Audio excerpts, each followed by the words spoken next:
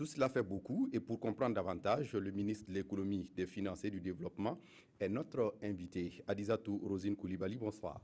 Bonsoir. Merci de venir répondre à nos questions. Question simple, qu'est-ce que le PNDS? Merci beaucoup. Je voudrais d'abord vraiment vous remercier et pour l'occasion que vous m'offrez pour parler, pour m'entretenir un peu avec vous et bien sûr avec les téléspectateurs sur le PNDS, qui est le Plan national de développement économique et social.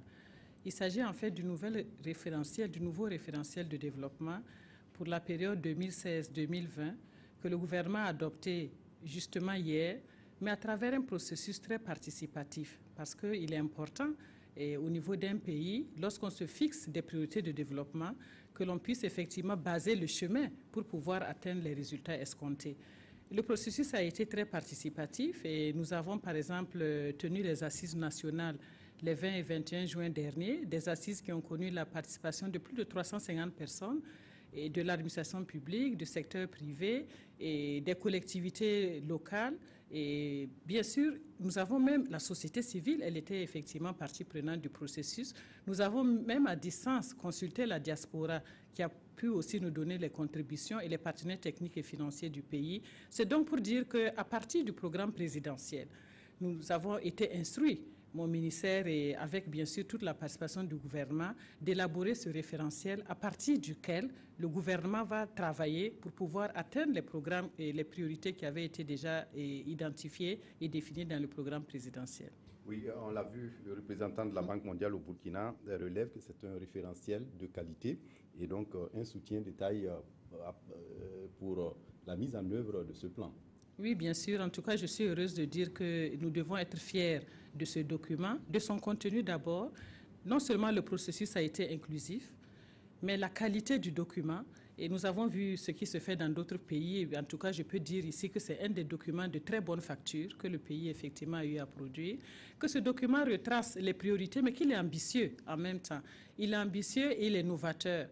Parce qu'il ne s'agissait pas seulement d'afficher un taux de croissance de au moins 8% pendant la période, 8,5% pendant la période, mais il s'agissait d'identifier exactement les secteurs porteurs de croissance. Il est novateur en ce sens que c'est une croissance que nous avons voulu pro-pauvre, c'est une croissance que nous avons voulu pro-jeune et c'est une croissance que nous avons voulu pro-emploi. Pourquoi ?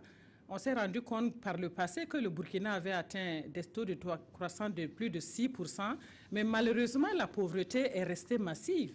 Et donc, la croissance n'a pas profité à la majeure partie de la pauvreté. C'est pour cela que vous allez voir justement dans ce nouveau référentiel que nous avons estimé qu'il faut des secteurs, le secteur de l'agriculture doit être un secteur prioritaire, que c'est l'agriculture, mais non seulement améliorer la productivité dans le secteur agricole, mais de nous assurer qu'il y a une transformation, une création de valeur dans le secteur agricole. Je crois que ça, c'est un élément important. Nous avons pensé que la question des infrastructures et de l'énergie, c'était des facteurs bloquants sur lesquels nous sommes en train de mettre l'emphase. Mais l'énergie, pas l'énergie, seulement l'accès à l'énergie, mais l'énergie propre. Ce qui fait que nous sommes aussi en phase avec les priorités au niveau international, parce que de plus en plus, nous sommes rendus compte qu'avec les questions de changement climatique, c'est d'ailleurs l'occasion aussi de regretter en tout cas tout ce qui se passe en matière d'inondation et les difficultés dans lesquelles se retrouvent certaines populations. Donc, toutes ces questions d'économie verte sont prises en compte effectivement. Et la question de technologie de l'information et de la communication, parce que ce sont aussi des secteurs novateurs qui peuvent donner des opportunités aux jeunes. Donc, voilà un peu j'allais dire le socle de ce programme. Ça, c'est un peu l'axe croissance inclusive, promotrice d'emploi, ça c'est le premier axe, mais nous avons l'axe aussi du capital humain en ce sens qu'il faudrait bien sûr que ce soit l'être humain qui porte le développement et en ce sens nous sommes amenés à répondre aux besoins de la population en matière d'éducation, en matière de santé et d'accès à l'eau potable, mais en matière de formation, mais une formation qualifiante qui leur permet effectivement d'accéder à des emplois. Donc ça c'est un aspect important et il y a aussi bien sûr la question de la gouvernance. Et vous avez vu toute la dynamique qui a été imprimée au niveau du gouvernement, selon bien sûr les instructions du chef de l'État et du chef du gouvernement. Nous sommes en train effectivement, dans tous les secteurs de la vie économique, d'imprimer une nouvelle gouvernance. Et dans cette nouvelle gouvernance, vous allez vous rendre compte qu'il y a la question de la gestion transparente de la chose publique. D'ailleurs, pendant le dernier Conseil des ministres, vous avez suivi les nouvelles décisions qui ont été prises en matière de gestion, par exemple, de téléphone, de gestion d'eau et d'électricité. Nous avons vu qu'il y avait tellement d'abus que nous avons trouvé effectivement sur des chantiers. On a vu le cadre de lutte contre la pauvreté, on a vu la SCAD, la stratégie accélérée et finalement, on en vient à un plan. Est-ce que ce n'est pas un recul? Ben justement, ce qu'il faut savoir d'abord, il faut prendre la situation de départ. Vous ne pouvez pas planifier. D'abord, il faut savoir naturellement où vous voulez aller. Mais en sachant là où vous voulez aller, il faut savoir d'où vous partez pour baliser. Vous allez voir dans le PNDS que nous avons pris la situation de départ et nous nous sommes rendus compte, le bilan de la SCAD a été fait parce qu'il aurait été quand même un peu difficile pour nous de juste dire oublions tout et nous partons à zéro. On a tenu compte de ce qui a été fait, on a bâti sur ce qui était bien, mais on a essayé de laisser ce qui était moins bien. Ce qui était moins bien, c'est quoi? La SCAD, dans son élaboration, s'est présentée en fait comme un document d'addition des desiderata et des demandes des différents secteurs d'activité. Ce n'est pas comme ça qu'on fait le développement. Au niveau du développement, vous êtes obligé de vous fixer des objectifs et de voir la meilleure manière d'atteindre ces objectifs. C'est ce que nous avons fait comme exercice.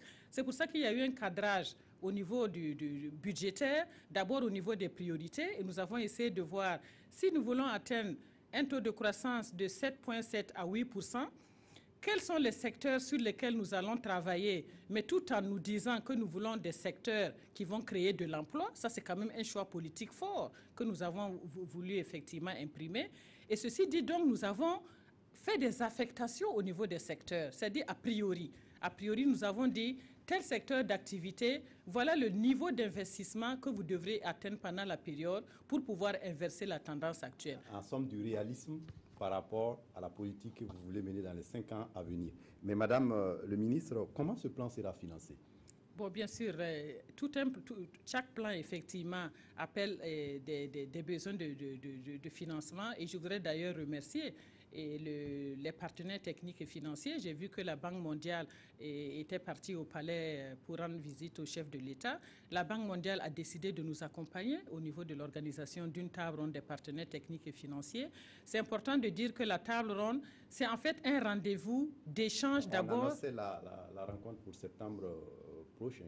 Non, c'est le dernier trimestre de l'année 2016. C'est ce qu'il faut retenir. Parce qu'il y a des réglages de salles, de disponibilité, etc. Donc, en tout cas, c'est le dernier trimestre de l'année. Donc, la Banque mondiale s'est prononcée pour nous accompagner comme chef de file. Et elle va fédérer, puisque c'est la banque, elle va fédérer les autres partenaires pour nous accompagner dans l'organisation de la table ronde. Mais nous avons tenu à dire que c'est d'abord notre plan à nous. Donc, c'est à nous-mêmes de mobiliser les ressources intérieures pour pouvoir financer ce plan. Ce plan sera financé à plus de 60% par des ressources propres, ce qui nous interpelle, vous et moi et tous les spectateurs, pour que nous contribuions au financement de ce plan. La table ronde donc va permettre de discuter des priorités, mais va permettre aussi de lever des financements avec les partenaires techniques et financiers.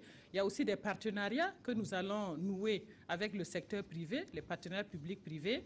Bien sûr, il y a le secteur bancaire, il y a le secteur aussi, le financement innovant. Par exemple, le financement dans le secteur de l'environnement, il y a des fenêtres qui sont là au niveau international. Nous allons essayer effectivement d'exploiter cela. Nous avons vu des pays qui ont mobilisé des ressources, qui ont financé des projets sur la base des contributions de la population. Donc, nous avons une stratégie de mobilisation de ressources qui est adossée à cela. Donc, la table ronde elle-même sera un grand rendez-vous, mais au-delà de cela, nous allons dérouler toutes nos stratégies.